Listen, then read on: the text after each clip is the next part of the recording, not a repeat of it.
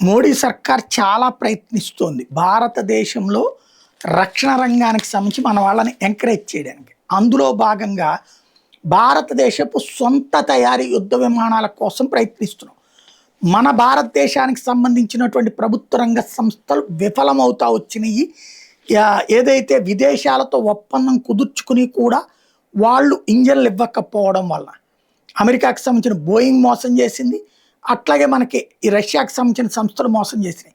మన సొంత తయారీ క్రయోజనిక్ ఇంజన్లు లేకపోతే కష్టం అని మన దాంట్లోనే పరిశోధనలని ప్రోత్సహిస్తూ వచ్చినటువంటి ప్రభుత్వపు ప్రయత్నం కొంతమేర ఫలించినట్టు కనబడుతుంది. హైదరాబాద్కి సంబంధించినటువంటి ఆజాద్ ఇంజనీరింగ్ సంస్థ తాజాగా మ్యానుఫ్యాక్చర్ చేసింది భారత సొంత తయారీ 350 కిలోల thirst class expandable turbojet engine. రక్షణ పరిశోధన మండలి డిఆర్డిఓ సహకారంతో అది తయారు చేసుకొచ్చింది. ఈ ఇంజను క్రూయిజ్ మిసైల్స్కి పవర్నిస్తుంది.